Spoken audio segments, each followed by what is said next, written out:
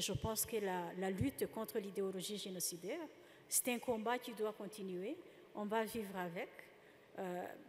Who bore the greatest responsibility for the genocide? In the first 3-4 cases we tried at the tribunal, everything was an issue. We had to prove the existence of genocide. Do you know what it takes to prove the existence of a genocide?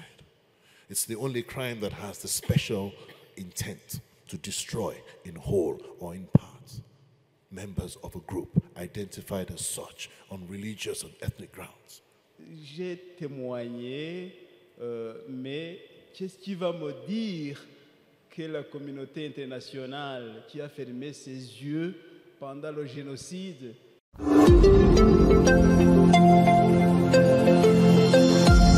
La solution était simple. On était prêt à s'asseoir avec eux, à leur expliquer et même parfois leur montrer la réalité de ce qui s'est passé. Et je pense que la lutte contre l'idéologie génocidaire, c'est un combat qui doit continuer. On va vivre avec. Heureusement qu'à l'intérieur du pays, tout le monde connaît que ce n'est pas toléré. Pour les facteurs encourageants qui ont conduit au succès des juridictions Gacaca, je dirais la volonté politique en premier lieu et le soutien inconditionnel de son Excellence le Président de la République, qui a même lancé lui-même les activités des juridictions Gacaca 2 fois. La zone pilote, il l'a lancée au Parlement, et puis la phase nationale, il l'a lancée au camp Kigali. C'est vraiment un soutien et un encouragement qui a fait que tout le monde qui était impliqué dans le processus se disait ne pas avoir le droit à l'échec. L'autre facteur encourageant, c'était la collaboration étroite de toutes les institutions du pays et l'abnégation des Inyangamugayo, bien entendu, et le courage et la détermination des rescapés à participer au processus. Aussi, je ne manquerai pas de dire les détenus qui étaient prêts à plaider coupables, à dénoncer et à raconter ce qui s'était passé. Ces facteurs-là étaient des facteurs encourageants et quelques membres de la communauté internationale qui ont été à nos côtés, surtout qui ont contribué financièrement à différentes activités, Gacaca. Merci beaucoup, Madame Domitila. En parlant de la communauté internationale, la Belgique fut le premier pays en dehors du Rwanda à confronter un peu la réalité du génocide contre les Tutsis. Et Maître Gillet, vous avez grandement œuvré pour les premiers procès de génocide en Belgique. Cela en partie dû à votre connaissance de la situation au Rwanda, de l'avant-génocide dans le contexte de votre travail. Vous étiez en mission humanitaire, vous avez mené des enquêtes sur les abus de droits de l'homme du régime Habyarimana. Est-ce que vous pouvez nous décrire un peu la situation au Rwanda dans les années précédant le génocide et ce contexte préparant au génocide? Je vous remercie. Je voudrais tout d'abord, en présence de la Première Dame et du ministre et de vous toutes et tous, vous dire à quel point je suis ému et honoré de partager avec vous le souvenir de ces 35 ans, puisque pour moi l'histoire a commencé il y a pratiquement 35 ans, ici au Rwanda, où il m'avait été demandé de venir par la communauté rwandaise de Belgique, en réalité, à venir tout d'abord comme avocat pour plaider devant les juridictions rwandaises pour la libération des soi-disant complices qui avaient été emprisonnés à la suite du 1er octobre 1990. Plaidoiries qui ont d'ailleurs été couronnées de succès puisqu'elles ont amené à la libération de nombreuses personnes. Et puis, il m'a été demandé, mais cette fois-ci en tant qu'enquêteur en matière de droits humains, de venir pour une toute première enquête sur le massacre des Bagogwe qui restait inconnu et caché et non reconnu par le gouvernement rwandais de l'époque. Et donc j'ai, au mois d'août 91, effectué une première enquête qui était assez éclairante sur ce qui s'était passé et dont est ressorti le besoin d'apposer sur les résultats de ces enquêtes un sceau international, je dirais, de manière à asseoir la reconnaissance internationale de ces crimes qui avaient été commis là. Et c'est ainsi que s'est conçue l'idée de créer une commission internationale d'enquête entre 4 ONG, une africaine, une européenne, une américaine et une canadienne. Donc une commission internationale d'enquête composée de 10 experts en droits humains pour venir tout d'abord enquêter sur ce massacre des Bagogwe, mais dont le champ d'action s'est élargi au fur et à mesure qu'on préparait le travail à l'ensemble des violations des droits humains commises au Rwanda depuis le 1er octobre 1990. Mais ce massacre des Bagogwe restait emblématique parce que le gouvernement rwandais refusait même de délivrer les actes de décès des personnes qui avaient été tuées, prétendant qu'elles avaient été rejoindre le FPR. Et c'est ainsi que nous étions même partis avec un groupe, une équipe de spéléologues, parce qu'on supposait que les cavités volcaniques du nord du pays pouvaient avoir servi de cercueil collectif. Et puis finalement, ce n'est pas ça que nous avons découvert, mais le schéma était plutôt celui de fosses communes, de petite taille, 10, 15, 20 personnes, réparties dans toute la région. Et ces images ont fait le tour du monde parce que nous avons pris des images de notre travail de creusement, notamment dans le jardin du bourgmestre de Kinigi.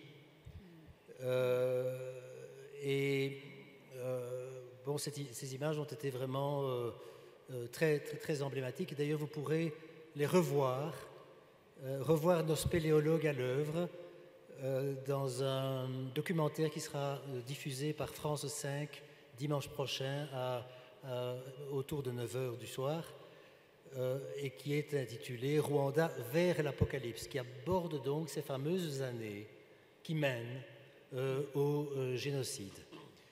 Alors, cette commission internationale d'enquête, outre ce qu'elle a pu faire pour ce massacre très emblématique des Bagogwe, que nous qualifierons d'ailleurs de crime de génocide, ce que nous avons pu faire en plus de cela, c'est mettre au jour la manière dont les massacres dans l'ensemble du pays avaient été structurés. Avec un massacre très, très significatif qui était celui du Bugesera, où pour la première fois, on voit l'articulation entre tous ces acteurs qui seront à l'œuvre dans l'ensemble du pays pendant le génocide. La presse, les services de l'État, toutes les collectivités décentralisées, comme les communes, les secteurs, les cellules, l'importation d'Interahamwe, puisqu'ils existaient déjà à l'époque, l'importation d'Interahamwe de l'extérieur, un peu comme ça s'est fait à Boutaré pendant le génocide, pour mener à bien des massacres. Et on remarquait que dans l'ensemble du pays, ça fonctionnait plus ou moins de la même manière, notamment en constatant que les massacres suivaient les frontières administratives. Donc l'implication des autorités locales était fondamentale, puisque si un bourgmestre s'engageait dans des massacres dans une commune, il y avait des massacres, et puis 100 mètres plus loin, dans la commune voisine, si le bourgmestre ne suivait pas, eh bien il n'y avait rien ne se passait. Nous sommes également les premiers à avoir mis le doigt sur ce document qui était tout récent lorsque nous sommes venus au Rwanda en janvier 1993, qui était le fameux document de l'armée définissant l'ennemi. Document qui sera absolument fondamental pendant le génocide, puisqu'on verra au cours des procès qui se dérouleront partout, hein, au tribunal international, mais aussi en Belgique et en France et ailleurs, à quel point cette notion d'ennemi a été déterminante pour structurer la propagande du génocide. Et on analyse ce document dans notre rapport et on indique à quel point il est important, à quel point il permet de comprendre ce qui est en train de se passer au Rwanda.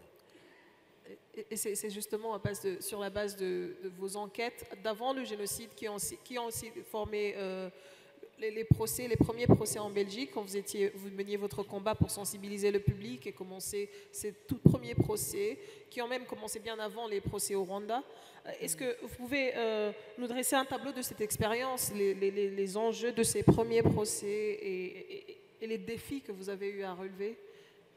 Oui, alors le fait qu'on se soit beaucoup occupé de la situation pré-génocidaire et qu'on soit très informé de ce qui se passait au Rwanda nous a bien sûr permis de suivre le génocide en étant très informé de ce qui est très conscient de ce qui était en train de se passer. Et encore une fois, avec les Rwandais de Belgique, dont M.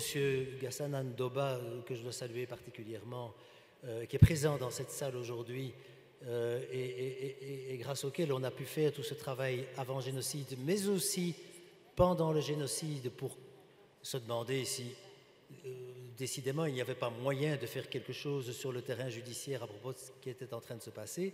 Bon, ben, nous avons rédigé des plaintes, également d'ailleurs avec le concours du professeur Éric David, que M. le ministre a cité tout à l'heure, et qui nous a fait bénéficier d'ailleurs pendant 25 ans de ses conseils en matière de droit humanitaire international. Il est décédé tout récemment. Nous avons rédigé les premières plaintes. Et nous avons déposé ces plaintes devant le procureur du roi à Bruxelles, avant même la fin du génocide. Alors à l'époque, ben, c'était un peu une action qui était mue par l'espoir des désespérés. On n'avait aucune expérience en matière de poursuite des crimes de masse, partout ailleurs dans le monde d'ailleurs. Pendant les dernières décennies, il ne s'était rien produit. C'était pratiquement sans illusion qu'on déposait les plaintes en question. Et l'enjeu, c'était simplement que quelque chose puisse se passer, puisse être dit, que des procès puissent avoir lieu. Ça, c'était l'enjeu du départ. On se rendra compte d'ailleurs à quel point ça a été difficile, parce que la Belgique est aujourd'hui considérée comme ayant été précurseur en matière de poursuite des crimes de masse et comme ayant mis pour la première fois en application le principe de compétence universelle, puisqu'il n'y avait apparemment pas de lien de rattachement selon les critères habituels du droit pénal avec la Belgique. Et donc on a utilisé une loi de compétence universelle qui par hasard était toute récente en Belgique, puisqu'elle datait de 1993 et qu'elle avait d'ailleurs été rédigée avec le concours du professeur David. Et bon, voilà, sur cette base-là, la Belgique a effectivement été précurseur, sauf que ça n'a pas été facile du tout, parce qu'on s'est au départ heurté à l'immobilisme des acteurs judiciaires, au point que 6 mois après le dépôt des plaintes, il ne s'était toujours rien passé.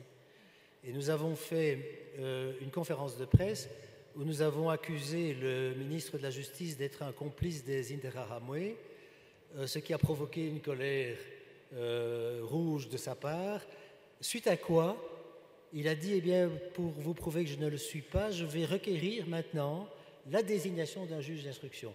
Et il a fait usage d'un pouvoir dont il dispose, mais qui est utilisé de manière rarissime, que l'on appelle le droit d'injonction positive. Donc il intervient pour ordonner, pour requérir la désignation d'un juge d'instruction. Ce qui s'est passé, nous sommes tombés sur un juge d'instruction que tout le monde connaît, je crois, qui est Damien van der Merch, auquel nous devons beaucoup, qui a dit « Je suis d'accord, mais à condition d'être disponibilisé à plein temps et avec une équipe d'enquêteurs à plein temps, ce qui lui a été accordé et qui a permis, quelques semaines plus tard à peine, de lancer les premiers mandats d'arrêt internationaux. » Et vous étiez en compagnie de Maître Hirsch, vous étiez aussi au premier rang de ce combat, mais vous vous êtes surtout penché sur la lutte pour l'incrimination du viol comme crime de guerre ou crime de génocide. Pouvez-vous me parler aussi des grands points de ce parcours? Qu'est-ce qui vous a mené à cet aspect du génocide en particulier? Les défis rencontrés et les succès, dans la mesure où on peut parler de succès sur un sujet aussi lourd et difficile? C'est une grande question. Je voudrais dire d'abord que je suis, comme Maître Gillet vient de le dire, Éric, très émue d'être là, en présence de Son Excellence Madame la Première Dame et de vous tous. Et je suis très honorée d'avoir été invitée, de me retourner ainsi vers les 30 dernières années.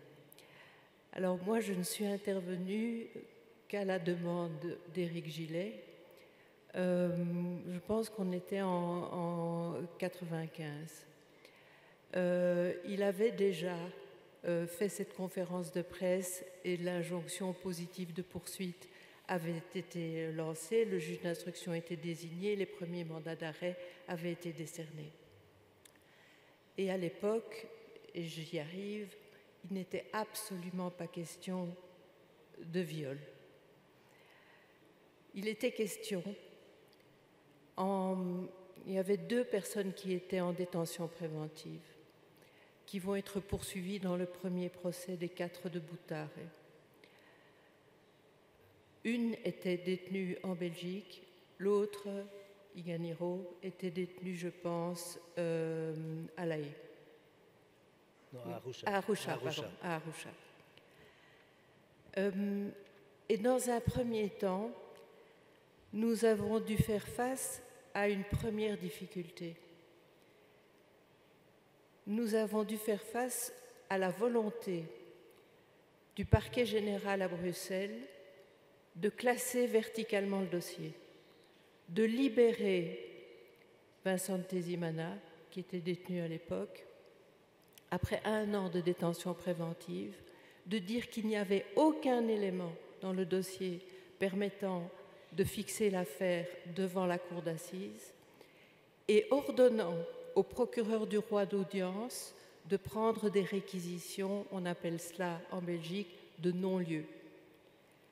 Et on a eu une audience, je m'en rappelle avec énormément d'émotion, extraordinaire, à huis clos, devant la chambre du Conseil, où grâce aux magistrats qui étaient là, l'affaire a pu être ultérieurement fixée devant la cour d'assises. Qu'est-ce qui s'est passé? Et je souligne cela parce que c'est grâce à l'intervention en l'espèce des magistrats que nous sommes là aujourd'hui après avoir participé à 6 procès devant la cour d'assises en Belgique. Alors, le procureur avait reçu l'ordre de classer le dossier par écrit et il avait pris des réquisitions de non-lieu par écrit. Damien van der Merch était là. Il s'est levé et il a dit pourquoi il y avait des éléments qui permettaient de faire juger les accusés par la cour d'assises. Le procureur s'est levé et il a dit, au nom du principe « la plume est serve, mais la parole est libre », je vais vous dire pourquoi. C'était une présidente de la Chambre du Conseil qui s'appelle Madame Copiter-Soilan. Pourquoi, Madame, vous devez renvoyer devant la cour d'assises? Nous avons plaidé également. Et la présidente de la Chambre du Conseil a rendu une ordonnance toute seule, sans conclusion, sans le moindre élément, renvoyant l'affaire devant la cour d'assises en prenant sur ces semaines de vacances pour rédiger l'ordonnance. Grâce à cela, l'affaire a été renvoyée devant la cour d'assises et nous ne l'avons traitée que 5 ans plus tard, en 2001, en raison de l'attitude du parquet général qui bloquait le dossier. Donc c'est de haute lutte, si je puis dire, et grâce à l'intervention de certains magistrats, que nous avons pu mener le premier procès. Mais la première intervention que je veux souligner, c'est que tout repose sur le courage des victimes et de leurs familles. Sans elles, sans tout le travail d'équipe que nous avons pu réaliser à tous les niveaux, au niveau de la production des preuves et surtout au niveau des témoignages, nous ne serions pas là. Et c'est justement sur ce point de témoignage des victimes. Le ministre Bizimana a parlé de comment les victimes ont été traitées dans certains tribunaux, avec très peu d'égards pour leur dignité, leur traumatisme. Est-ce que cela a été votre expérience aussi en Belgique durant ces procès, que les victimes de viol qui viennent témoigner, qui démontrent ce courage de venir témoigner, ont été traitées d'une façon... Alors, j'ai peut-être été un peu longue là, mais il n'était pas du tout question au départ de viol. Le mot viol, dans le premier procès des 4 de Boutaré, ne figure nulle part. Il y a des milliers de pages de dossier, le mot n'est pas évoqué une seule fois. En réalité, la réalité des viols systématiques pratiqués durant le génocide, on parle de 300 000 à 500 000 d'après les travaux d'Hélène Dumas, n'était pas du tout apparu. Moi, j'étais avocat de victimes de viol droit commun, SOS Viol, et je défendais des victimes de viol depuis des années. Quand nous avons fait le premier voyage au Rwanda pour préparer le premier procès des 4 de Boutaré, ça a été un choc terrible pour moi d'être confrontée à des victimes qui parlaient. Après la Shoah, les victimes ne parlaient pas, du moins dans ce que je pensais. Et les victimes parlaient. Nos amis qui sont dans la salle et d'autres, ils nous racontaient. Mais ils nous racontaient quoi? Ils nous racontaient ce qui était arrivé à leurs frères, à leur mari, à leur père, à leur fils, à leur fille. Et je dois dire que je n'avais pas à l'époque réalisé que jamais les femmes que j'avais rencontrées ne témoignaient de ce qui leur était arrivé à elles et des viols que la plupart d'entre elles avaient en réalité subis. Et donc, dans le premier procès, c'est une réalité qui nous a totalement échappé parce qu'on ne l'appréhendait pas. On ne l'appréhendait pas. Et il faudra attendre la préparation du procès pour Kibungo, où on va, à cette occasion-là, et par l'intermédiaire d'un homme qui va témoigner du corps des femmes transpercées par qu'il déterrait des fosses. C'est cet homme-là qui, en présence des femmes qui nous accompagnaient et qui étaient victimes elles-mêmes, qui nous a parlé des viols.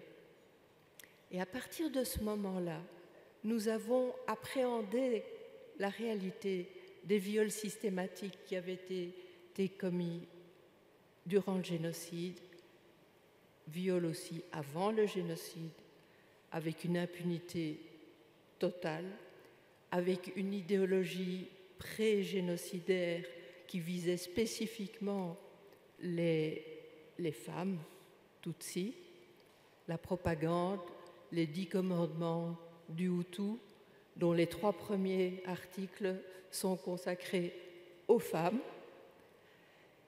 Et nous avons commencé, alors que les accusés n'étaient pas poursuivis pour viol, nous avons commencé à amener des témoignages et des expertises également. Et il faudra attendre le procès de Nkezabera, je pense que c'est en 2009, pour la première fois, Nkezabera a été poursuivi pour viol comme crime de guerre. Alors c'est un procès un peu spécial parce que Nkezabera, et le temps passait, et il passe encore plus aujourd'hui, était gravement malade. Le procès a eu lieu par défaut. Mais Nkezabera était en aveu pour toutes les infractions, sauf une,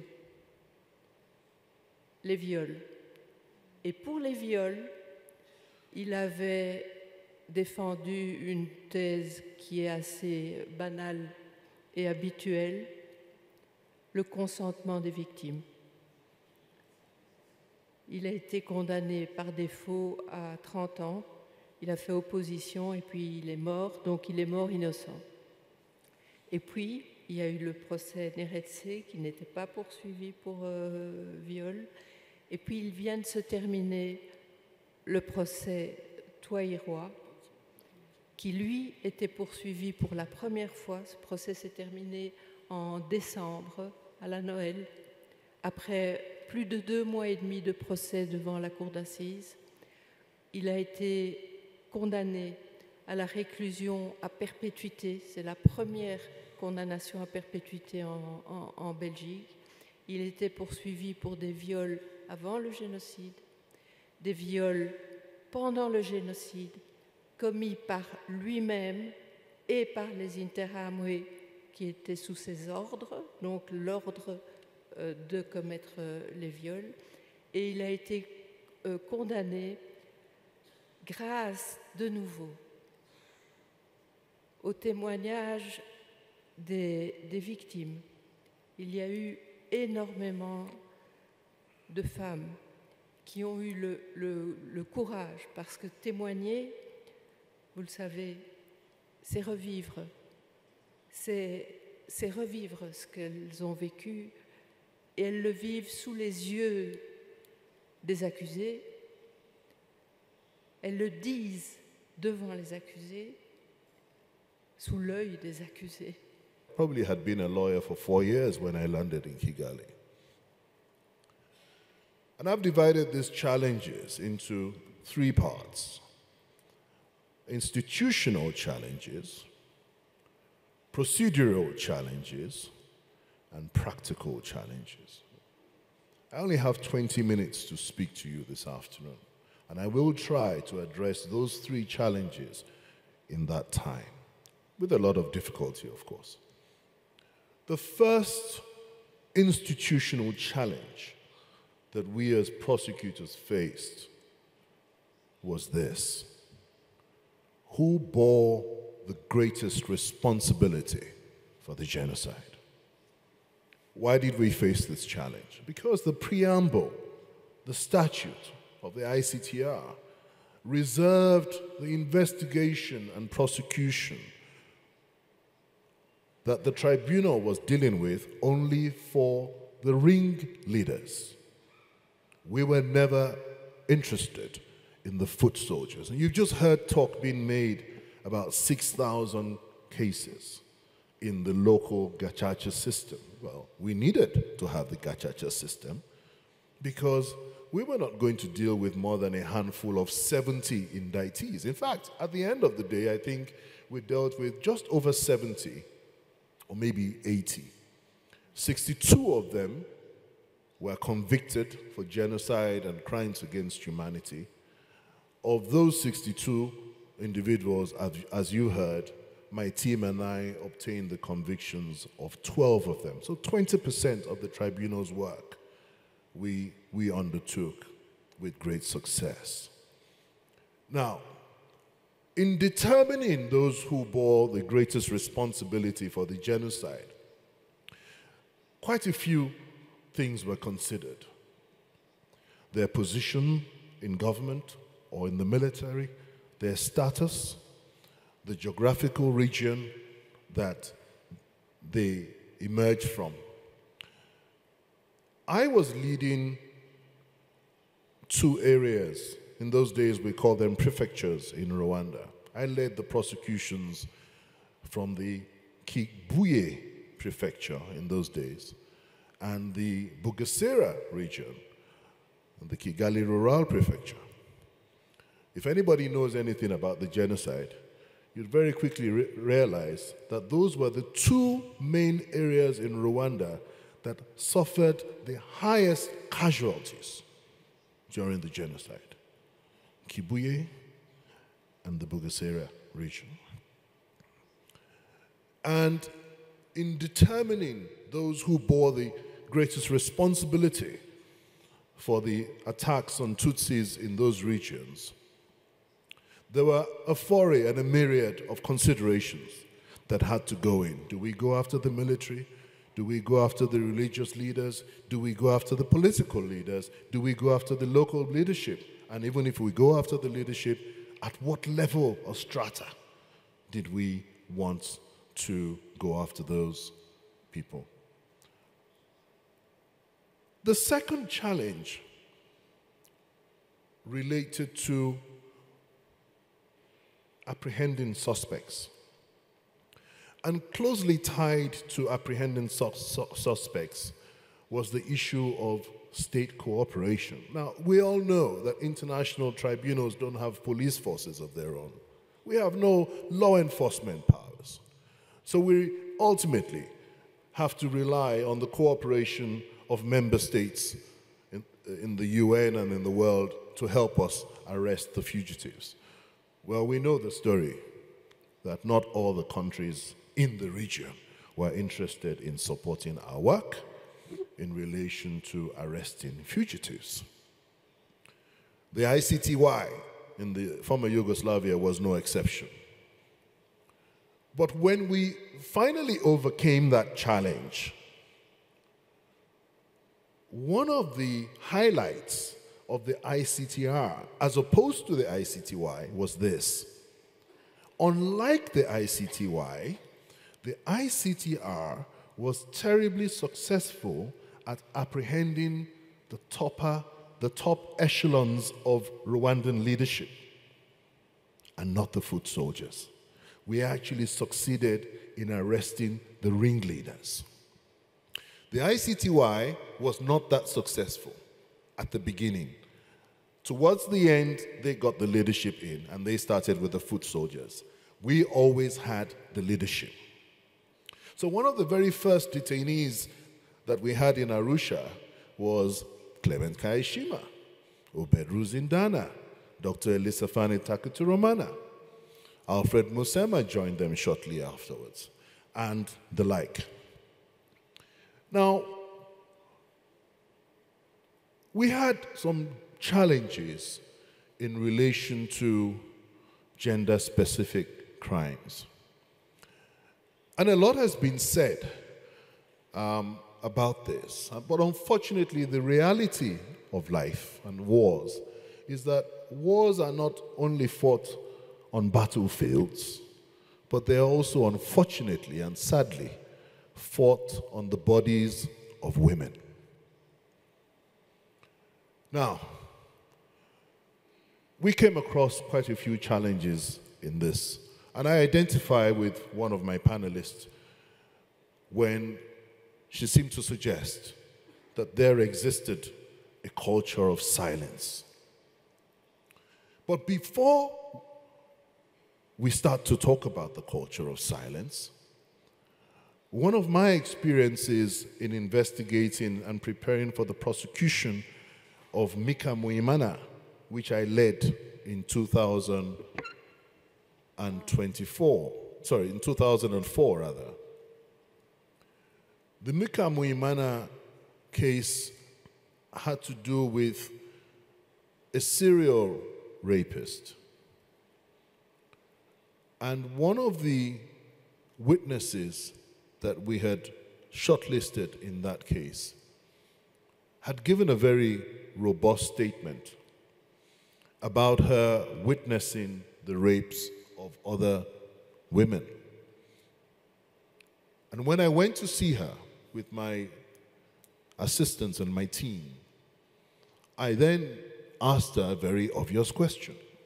Well, Madam, how was it that you were able to witness all these rapes occurring without you being raped yourself? At the time, I had a young colleague by the name Florida Kabasinga.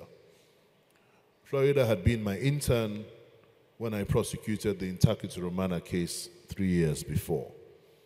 She had now come back to the tribunal as a fully fledged staff member. And for the first time in the prosecutions, I had the benefit of having a native Kenya-Rwanda speaker. For some reason, this woman felt very comfortable with Florida. And when I asked her that question, she turned and looked at Florida and said, "Can I be honest with you?" So I looked at Florida and I said, "What's she saying?" And she goes, "Calm down." And then she said to Florida in Kenya, Rwanda, "Actually, I was raped." I noticed Florida's countenance changed. And I'm not understanding what they're talking about. I'm looking at her, "What's going on here?" This is, "Calm down." So she calls me aside and says, "Actually, Charles, she was raped." And I'm like, "She was? Well, why didn't she say? Can I ask her?" She says, "Yes, you can." So I went back and I sat down with her. She says, "Madam, why do we have a witness statement that doesn't mention the fact that you were raped?" Again, she turns to Florida, almost like seeking approval. Should I answer? And then she says, when the investigators came to interview me, and they interviewed me 3 times, they were all men. They were all male investigators. And I didn't feel comfortable talking to men about being raped. Now, we had gone there with a team full of ladies, by the way, not knowing what had happened during the investigation. That already tells me one of the challenges about investigating gender-specific crimes. But she didn't stop there. Her pseudonym was AB, Witness AB. Witness AB then spoke to me through my assistant and said, "Actually, I am ready to testify about the fact that I was raped, but on one condition.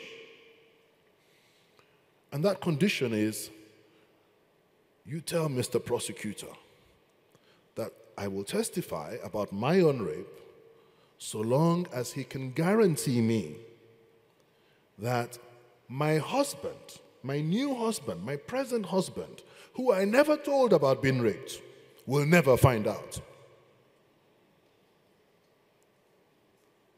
I looked at Florida and very quickly I said, "Yes, I know we have the most robust witness protection measures at the tribunal. And we have beautiful rules that protect witnesses and give them pseudonyms. But that was one guarantee that I was not willing to give." You know why? Because for me, it was tantamount to double jeopardy for this young Tutsi woman that had managed to rebuild her life many years after the genocide, found a man who showed interest in her, loved her, married her.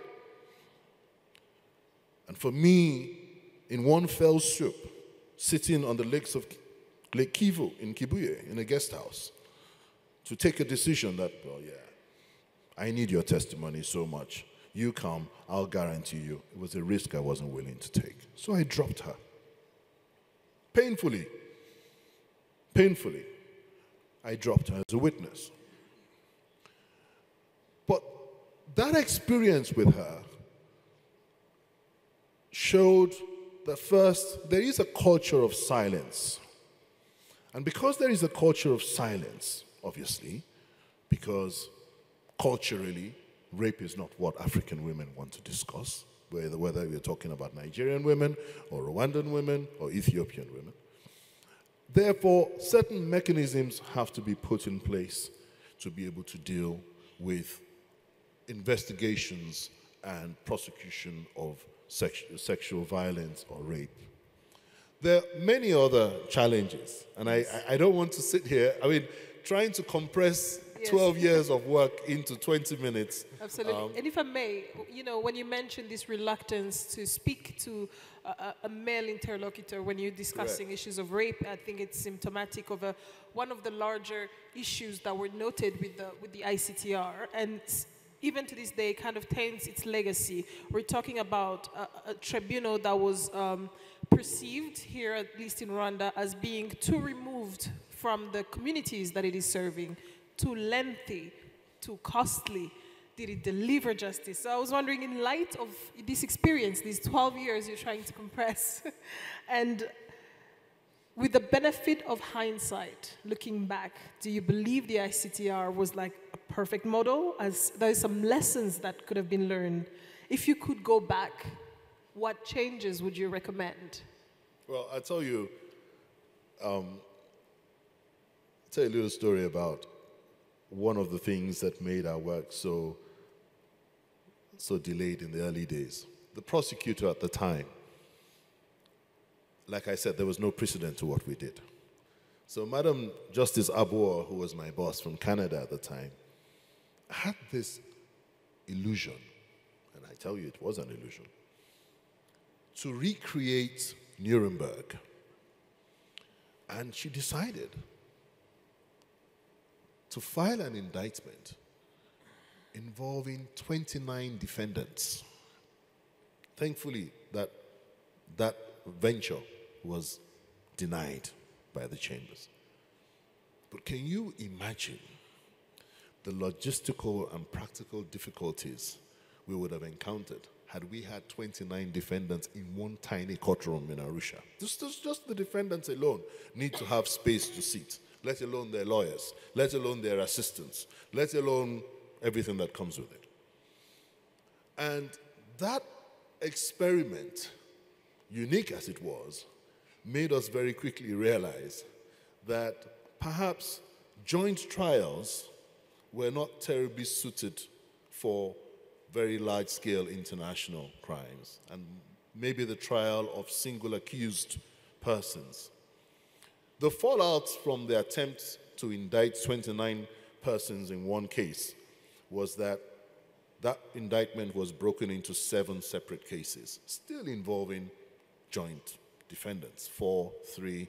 So we had the media, government, military, Chengugu, and all that. Butari had the largest number, 6. And what happened was that those joint cases took so many years to resolve because joint trials are extremely complex. If you have 6 defendants in one room and one defendant is unwell and doesn't come to court, the 5 other defendants will simply say, well, we don't want to proceed because we all have. There's so many things that can happen. Anyway, but as we went along, there were so many innovations by the judges to deal with all sorts of procedural issues. I heard somebody talk earlier, I think it was the minister, about taking judicial notice. Let me say a bit about that. In the first 3-4 cases we tried at the tribunal, everything was an issue. We had to prove the existence of genocide. Do you know what it takes to prove the existence of a genocide? It's the only crime that has the special intent to destroy in whole or in parts members of a group identified as such on religious and ethnic grounds. We had to call experts. We had to call, just imagine, our inability to get that into our rules until, I think it was almost 2003, when Rule 94A and Rule 94B came into the rules, primarily because of the report of the body of experts that the Security Council had asked to investigate why the cases were not moving in Arusha, came and reported and said, because they're not taking judicial notice of certain facts. Our ability to take judicial notice of certain facts helped us a lot because we didn't have to bother with having to prove the occurrence of genocide. For a non-lawyer audience, how can you briefly explain what judicial notice is? there were two aspects to it, yes. 94A would allow us to take would allow us to request the court to take judicial notice of certain commonly known facts. So what's a commonly known fact? Well, a commonly known fact, for example, is there existed a Tutsi group in Rwanda there existed an ethnic group in Rwanda known as Tutsi.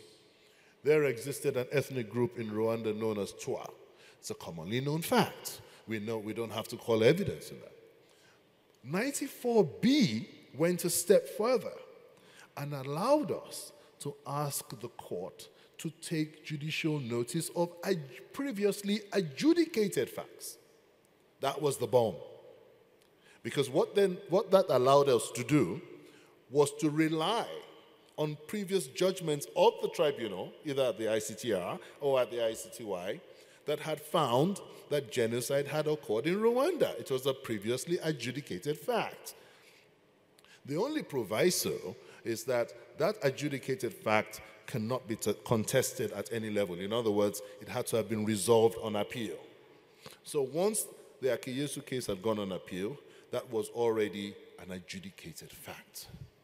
Tutsis were targeted. Tutsis were targeted based on their ethnicity. There was a common plan in Rwanda. The plan was all over the country, and it involved action of state. Those were adjudicated facts. I no longer had to call Alison DeForge, for example, to stand in a witness box for 4 days to prove the existence of a genocide. So that in itself was very helpful in moving the process forward. Thank you very much. And I think that's one of the very important legacies of the ICTR. Correct. It's that it canonized basic facts, basic truths. And even as we see a resurgence of genocide denial as well, it's important to always go back to these facts that were established and determined in the ICTR. And when we speak of legacy, I would like to go back to Madame Donatil. Que pensez-vous quel était l'héritage? Est-ce que vous pouvez nous dire très brièvement de ce que vous trouvez quel était l'héritage en ce qui concerne l'héritage de Gacaca, en ce qui concerne la responsabilité pour les atrocités de masse et génocide? Est-ce que vous pensez que le modèle Gacaca, même si on aime bien dire plus jamais ça, never again, les atrocités de masse continuent d'être perpétrés, le génocide continue d'être perpétré, on a parlé des indices de génocide en RDC par exemple. Est-ce que vous pensez que le modèle de Gacaca est un modèle qui peut être exporté? Quel est cet héritage qu'il nous laisse? Merci. L'héritage de Gacaca pour notre pays particulièrement, je dirais que c'est la fin de l'impunité, qui était même parmi les missions qui étaient assignées à Gacaca lors des discussions du dialogue au village Lubiro. C'est la fin de l'impunité. Et deuxièmement, l'autre héritage, c'est que la réussite, le succès de Gacaca a prouvé que les Rwandais ont le destin du Rwanda entre leurs mains. On est capable, tout ce que nous voudrions achever à faire, nous y parviendrons, donc vouloir ses pouvoirs. Pour ce qui est de la communauté internationale, un seul héritage, c'est que la répression des crimes de masse, de génocide en particulier, est possible. Et qu'il n'y a pas une seule solution. Parce que ceux qui décourageaient, ceux qui n'appuyaient pas, n'acceptaient pas le système, disaient qu'il fallait absolument aller dans le système classique ou bien donner une amnistie générale. Mais on a prouvé que même les systèmes issus de notre culture, les systèmes qu'on utilisait avant, les systèmes surtout africains, peuvent aussi servir de modèle pour eux et pour les autres. Pour ce qui est de l'export, je pense que c'est possible. Voir le nombre de visites que nous avons, des gens qui viennent apprendre Gacaca, comment ça fonctionnait, les résultats qu'on a eus, je pense que c'est possible, mais moyennant une adaptation aux réalités de chaque pays, aux réalités culturelles, aux réalités administratives et surtout à la volonté politique de chaque société. Merci beaucoup. Et pour clôturer cette discussion, Maître Hirsch et Maître Gillet, je voudrais un peu parler très brièvement pour ensuite donner la parole au public de cette résurgence du négationnisme, des faits déjà établis, mais il y a une résurgence qu'on voit du négationnisme et de l'idéologie génocidaire la plus virulente. Quelle en a été votre expérience depuis les premiers procès jusqu'à présent? Vous avez vu une évolution de ce négationnisme? Dans les premiers procès, la défense n'était pas négationniste, objectivement, je dirais. C'était une défense type droit commun. L'accusé n'ayant pas participé à tel fait, se trouvant ailleurs à tel moment, ce n'est pas une défense négationniste. Dans le dernier procès, et l'affaire Neretse aussi, on a eu comme une véritable défense négationniste. Pas seulement négationniste, c'est également une défense presque de rupture par rapport à la légitimité de la Cour et des jurés. Alors c'est une défense aussi extrêmement agressive par rapport aux témoignages des victimes ou des témoins en général, dès lors que les témoins et les victimes ne défendent pas les thèses négationnistes. Ce sont des audiences vraiment extrêmement agressives. Extrêmement agressives. Et alors la procédure en Belgique, c'est devant un jury populaire, n'est-ce pas? Donc c'est 12 citoyens du monde belges qui vont juger d'accuser du crime de génocide. Et évidemment, ça implique une certaine vigilance. Et nous avions pris l'habitude, Éric Gillet et moi, de faire une déclaration préliminaire aux jurés dès le premier procès de 2001. Dans cette déclaration préliminaire, on prévient les jurés de ce qu'ils vont vivre, de ce à quoi ils vont être confrontés, du fait qu'ils vont avoir envie de se boucher les oreilles, de fermer leurs yeux, de ne pas entendre, de ne pas voir, bref, de ne pas être à même de juger. Bon, le premier procès, on n'était pas sûr d'y arriver. C'était aussi la première fois pour tout le monde voilà. Mais on y est arrivé. Et alors, quel est le rôle d'une défense négationniste par rapport à des jurés qui, au bout de 2 mois de procédure, ont entendu les témoins de contexte, ont entendu les victimes, ont vécu les témoignages en live. Les jurés n'ont pas accès aux dossiers répressifs, ils n'ont pas accès aux documents, ils n'ont que ce qu'ils entendent et ce qu'ils voient, que ça. Eh bien, dans le dernier procès, l'accusé a été condamné à la réclusion à perpétuité. C'est la réponse du jury à une défense négationniste. Oui, et c'est très encourageant de voir que les gens peuvent voir à travers tout le bruit que font les négationnistes, parce qu'en fait, la situation présente, c'est une lutte assez constante. Et je voudrais juste parler un peu plus très brièvement à Maître Bourdier, qui, dans l'association, œuvrait dans un climat en France qui était très hostile et d'un négationnisme assez actif. Est-ce que vous pouvez nous en parler un tout petit peu jusqu'à ce que... Oui, alors je rejoins ma consoeur Maître Hirsch sur le fait que moi j'assiste depuis quelques années à une reviviscence du propos négationniste assez importante en France qui ressort de façon décomplexée très librement. Parce que tout à l'heure, quand vous me posiez votre question qui était trop large pour que je puisse vous répondre sur tout, mais vous évoquiez Bicécero.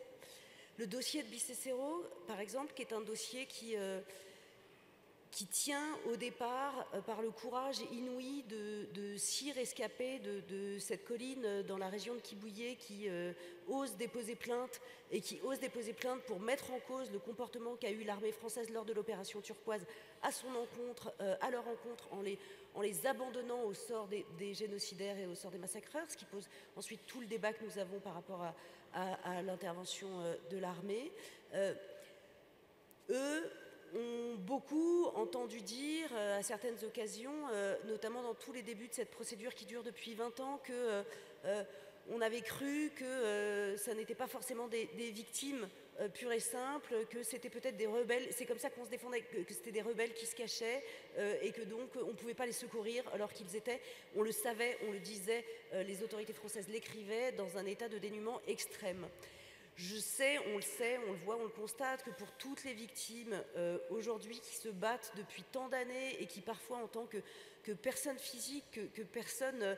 c'est dur vraiment avec toutes ces années de se dire qu'on est obligé de maintenir des combats judiciaires aussi longs et alors dans le dossier de Bisesero d'autant plus long que ça met en cause le fonctionnement de l'opération Turquoise au Rwanda et que donc forcément il y a des forces d'inertie qui luttent contre cette mise en cause évidente.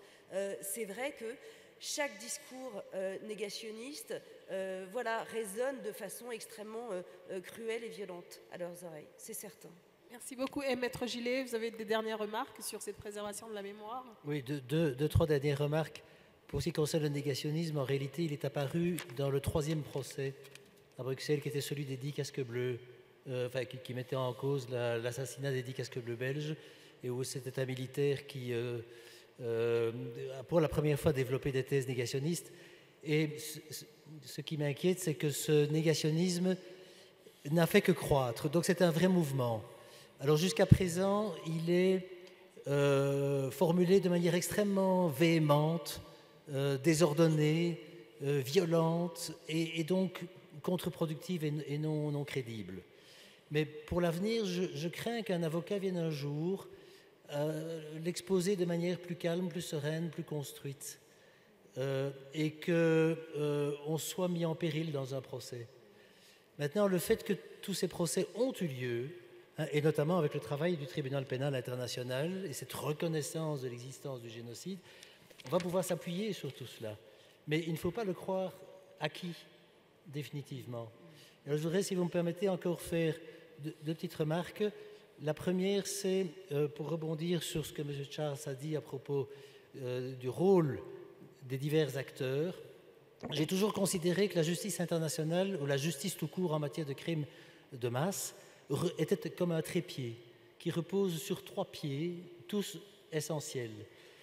Les juridictions nationales, c'est ce que le Rwanda a fait, le tribunal international qui s'occupe des plus hauts responsables, mais alors il y a toute cette catégorie de gens qui ne sont pas des hauts responsables, mais sans lesquels le génocide ne pourrait jamais avoir eu lieu, et qui sont tous les membres, tous les représentants de l'élite intellectuelle de l'époque, les médecins, les professeurs d'université, les avocats.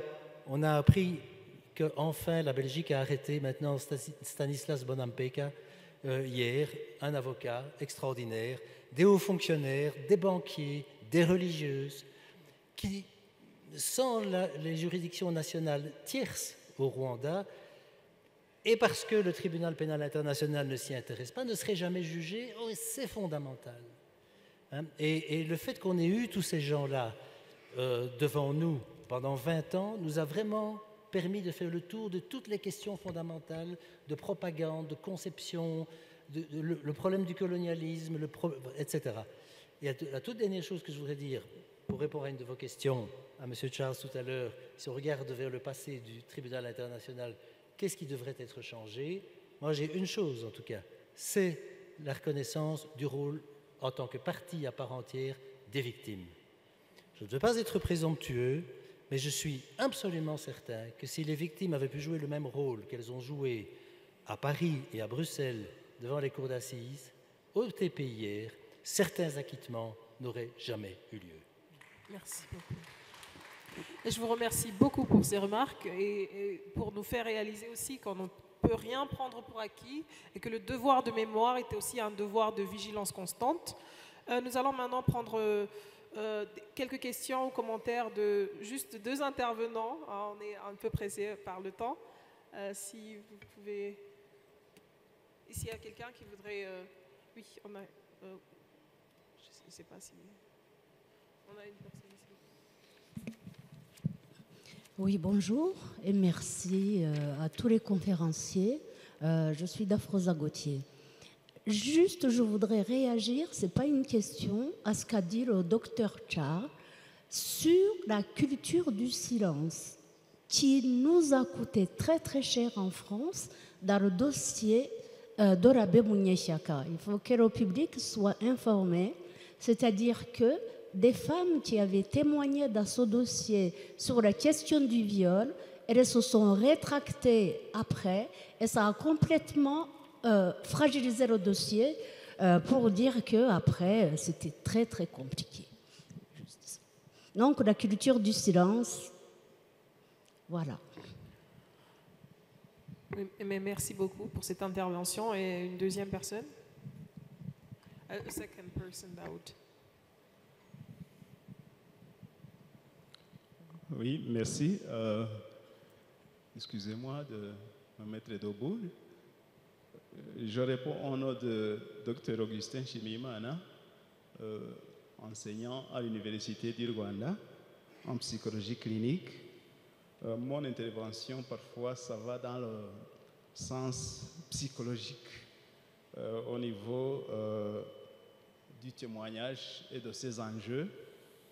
Si nous lisons par exemple le Régine Weintreta, qui a beaucoup écrit sur les témoignages de rescapés, il y a là où elle montre clairement que le silence que vous avez éprouvé dans les jugements, c'est-à-dire le silence des rescapés, c'est un silence, c'est un défi justement psychologique parce que on note que il pense psychologiquement qu'il pourrait encore être trahi. C'est comme ça que le livre le note. J'ai témoigné, mais qu'est-ce qui va me dire que la communauté internationale qui a fermé ses yeux pendant le génocide et qui enquête sur ce qui s'est passé encore, peut ne pas encore trahir. Voilà alors un des handicaps de ce que vous avez vécu lors des jugements. Alors, pour la deuxième intervention, je réponds à la panéliste qui a justement montré le problème de ne pas pouvoir nommer le fait qu'une veuve du génocide qui a perdu tous ses enfants n'a pas un terme, il n'y a pas un terme culturel propre. D'après ma recherche, j'ai travaillé sur les rituels de deuil post-génocide. J'ai travaillé avec les veuves rescapés du génocide au niveau de la province du Sud. J'ai pu quand même décrocher un terme qui ne peut pas signifier quand même les ressentis de toutes les veuves qui ont perdu, mais il y a une veuve qui m'a instruit, éduqué, parce que quand on fait une recherche sur le génocide, parfois on apprend. Nous sommes sur le terrain d'apprendre, qu'on le veuille ou pas. Alors elle m'a dit, ils m'ont castré, ils ont tué tous mes enfants, je suis resté seul, ils m'ont castré. Or, psychanalytiquement parlant, le concept de castration, c'est justement, ça désigne le fait de couper la vie, la perpétuité de la vie. Alors, ça m'a instruit. Je réponds justement à la panéliste qui a dit que c'est difficile de trouver le terme pour la veuve qui a tout perdu, c'est la castration. Merci beaucoup, docteur. Merci beaucoup, docteur, d'essayer de nommer l'innommable. Nous allons un peu clôturer. Je voudrais remercier beaucoup nos panélistes et je vous salue pour votre combat et pour tout ce que vous avez apporté pour rendre justice aux victimes. Je vous salue et je vous remercie beaucoup. C'est nous qui vous remercions.